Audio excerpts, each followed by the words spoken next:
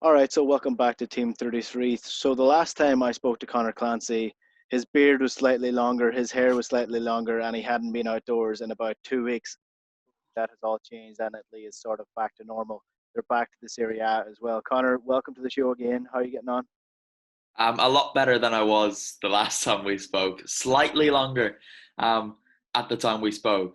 It got incredibly longer by the time I eventually shaved it off. So, yeah, I feel fresher, a lot happier as well. Yeah, so when we spoke, you had a longer set of hair. There's no football for a couple of weeks. You were stuck in the house. What have the last couple of weeks been like finally getting back to some sort of normality in Italy? Because in Europe, Italy was probably the worst hit country, and it took a while for them to get back going. But now they seem to be almost more open than Ireland are.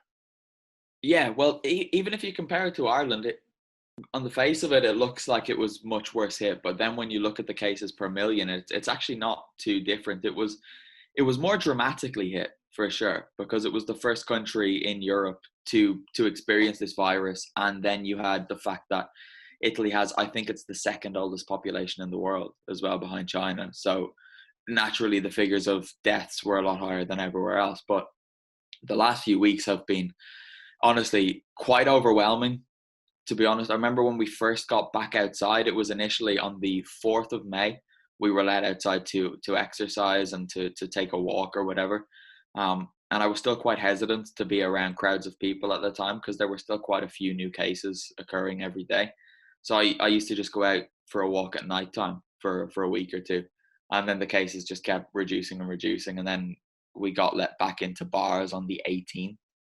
And since then, it's just every day it seems more normal. Every day becomes more part of your routine to go outside, to go to a supermarket without having to be looking over your shoulder in case anyone comes too close.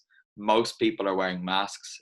The number of people wearing masks is actually reducing in the last few days, which is a bit worrying. You think people might be getting a bit complacent with it, but in general, it's been amazing. A little bit emotional, a little bit overwhelming at times to be back outside and to be living in Italy again, basically.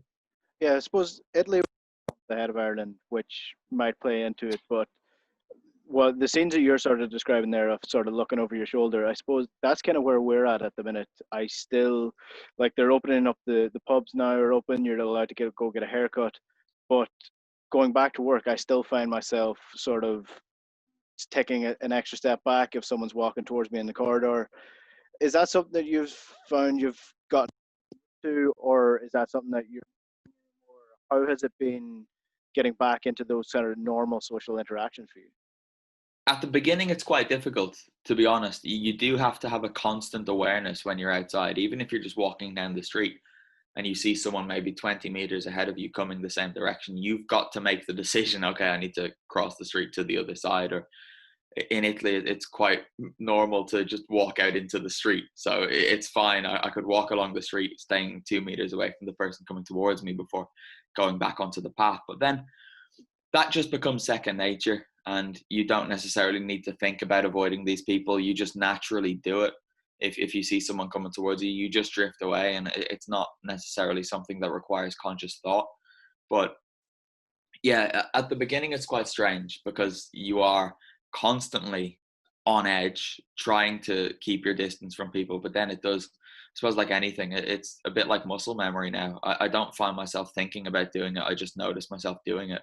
Um, there are some people, obviously, and there always were some people who weren't behaving in the same way, which is unfortunate. There was one guy who I was walking through the square in Parma, and he was smoking a cigarette, and he was like kept just drifting towards me, and I drift away, and then he drifted towards me, and I was drifting away, and I could smell the cigarette smoke. So I was thinking, right, everything you're exhaling, I'm inhaling, and I'm not happy with this. And then he wasn't wearing a mask or anything either, obviously. So I had to say, can you please just go away from me? I'm trying to walk away from you here. And then he kind of said, oh, okay, fair enough, sorry. So most people, even if they're not respecting the rules, they respect that you are respecting the rules. So they're okay about it if you kind of flag it up to them. And has there been a sort of a divide between the older population and the younger population? Because I know here there are a lot of younger people, especially around the 21, 19 age group, that are sort of getting complacent. there you see more groups meeting up for the down by the canal and stuff like that. Has there been an obvious divide like that in Italy as well, or what's it been like? Yeah, kind of. I've The first time I really noticed the age difference thing was one of the first weekends that the bars were reopened. I went to There's a local green area where me and my friends usually go and have a drink outside, and we were sitting down there, and there was a group of young people, probably between 18 and 21, and they met up, and one of them just clearly had no regard for anything, and she was trying to hug and kiss everyone that she greeted, and most of them responded. And it was only that one of her friends arrived wearing a mask, and when she went to embrace her, she was like, "No, come on, don't be stupid. There's a virus. It's not finished." And then she kind of thought, "Oh, okay." And that was the first time where I noticed a younger person actually say, "No, what you're doing is ridiculous." And it was to her friend. So it was quite encouraging. But generally speaking, yeah, the older people are taking more measures. They are being a little bit more reserved than the younger people are. Throwing caution to the wind that little bit more, which I suppose it's something you would expect, right? Yeah, exactly, and it's kind of the same here as well. So, as I said, football is back across Europe. The Bundesliga is done and dusted. Bayern Munich are the champions. The Serie A is back. La Liga is back, and the Premier League is back as well.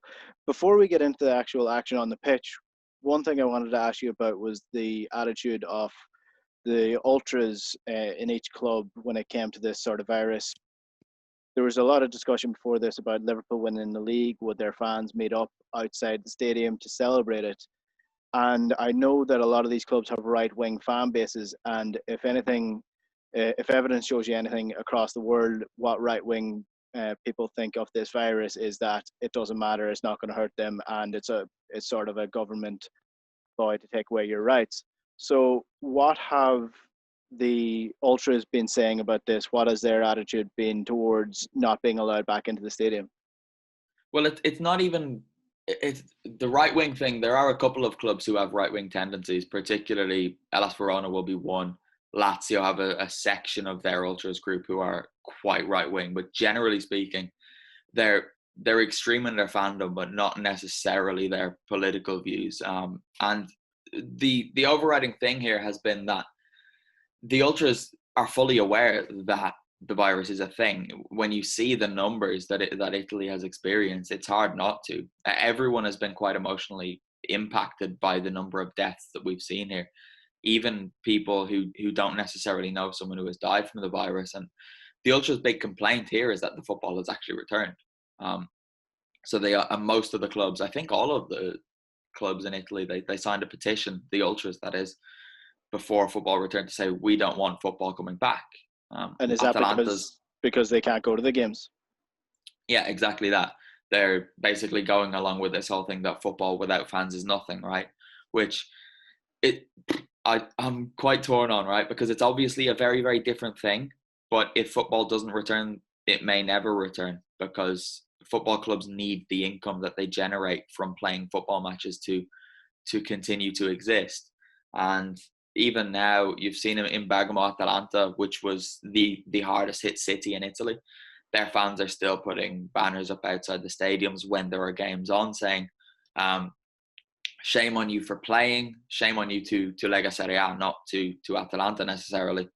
But yeah, the ultras groups aren't quite on board with the idea. But this is something that I was quite intrigued by. And I went out and I met a few Parma fans who are in the Curva every weekend with season ticket holders. And I just wanted to get their idea on things because, I mean, I saw this global protest against football returning. So I wanted to know what it was like in the city that I'm actually living in.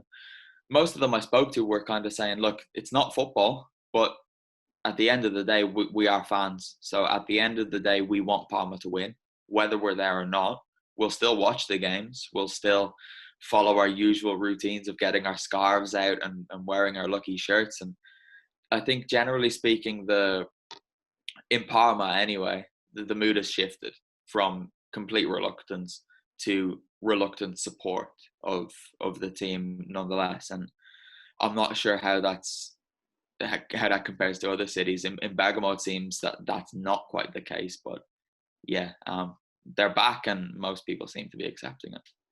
Yeah, and I suppose it's like anything. Once you get used to it, then it sort of becomes the normality, and that's sort of what has happened with the Bundesliga and the Premier League. I think people got eased into it with European football returning first and got what it's going to look like. So the Premier League has definitely been a boost for people's morale in terms of just having something live to watch that means something. So the Serie A definitely does mean something to a lot of people, and there is a genuine the top four this year, which is quite interesting.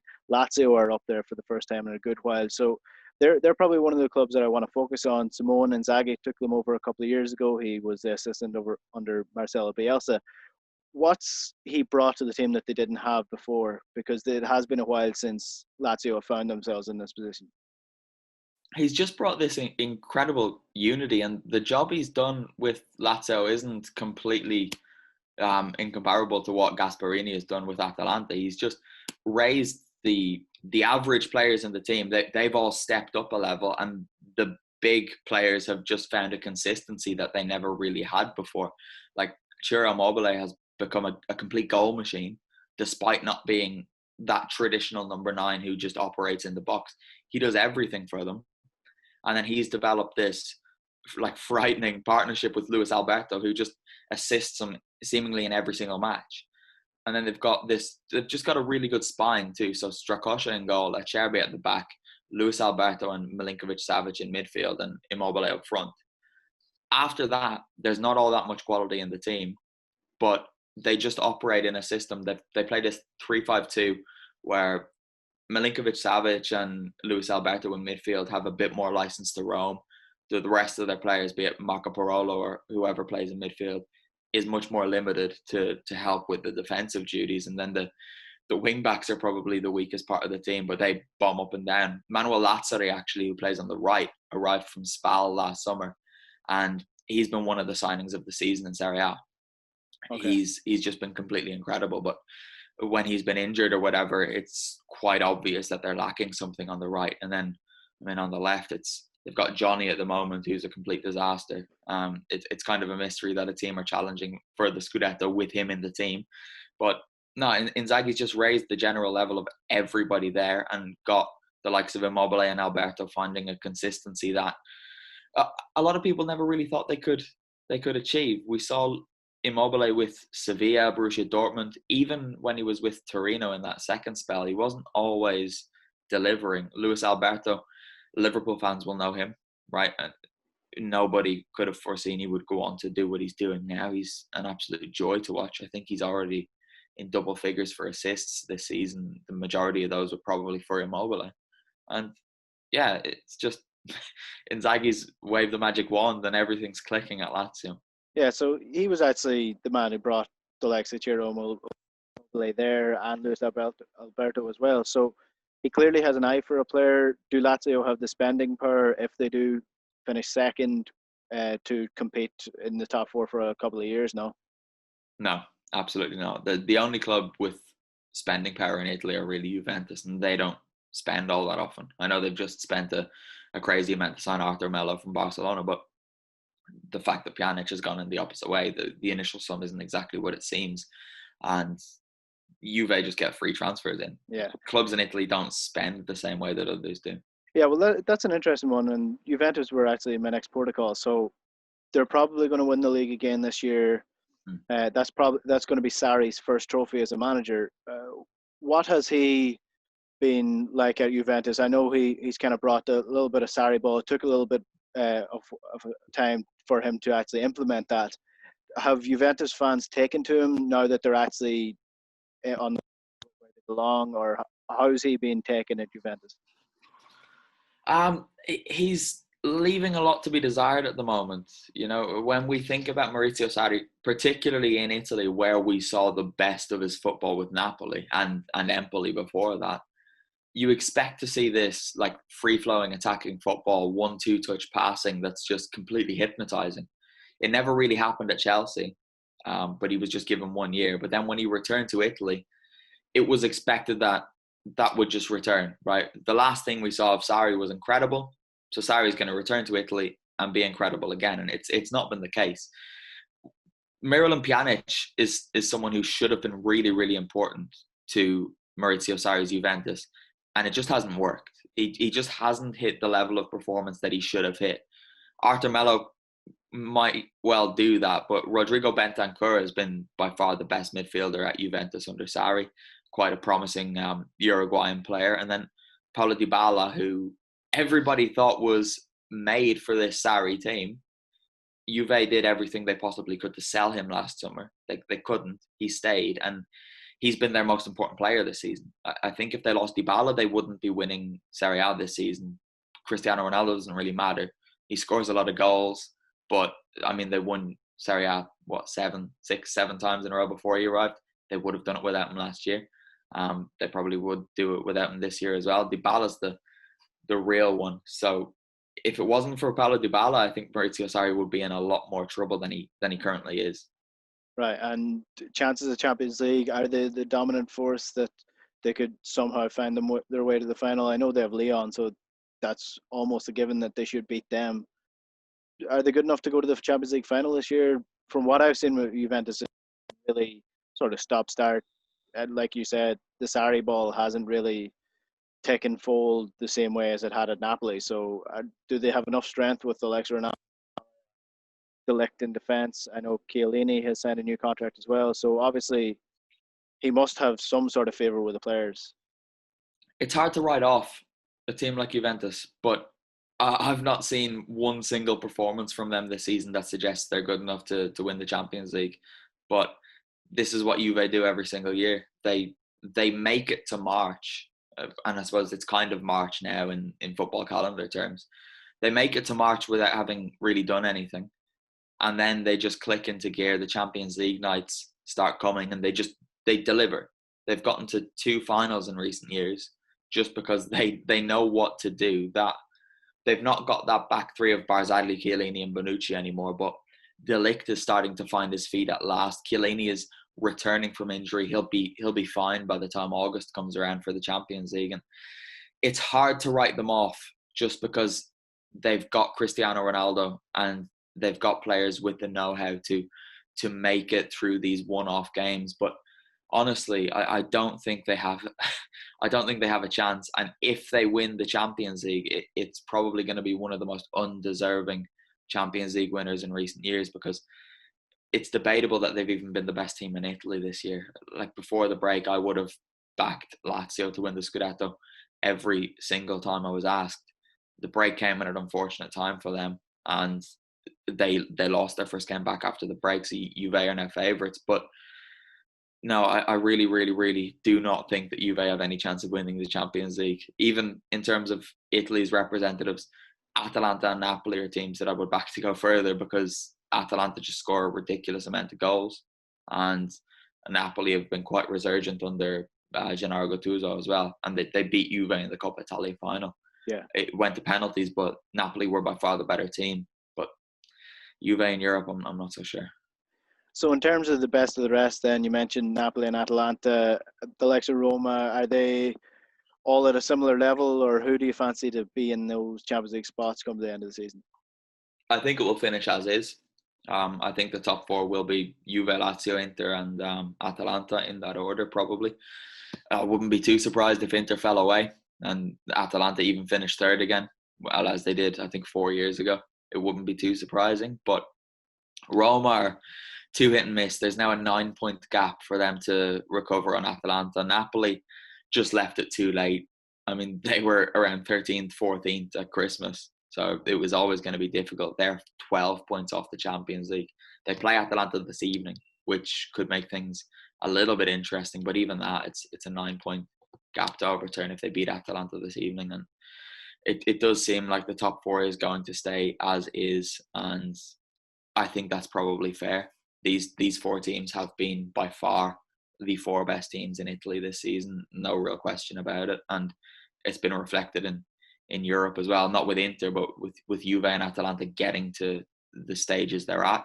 I suppose it's probably fair enough.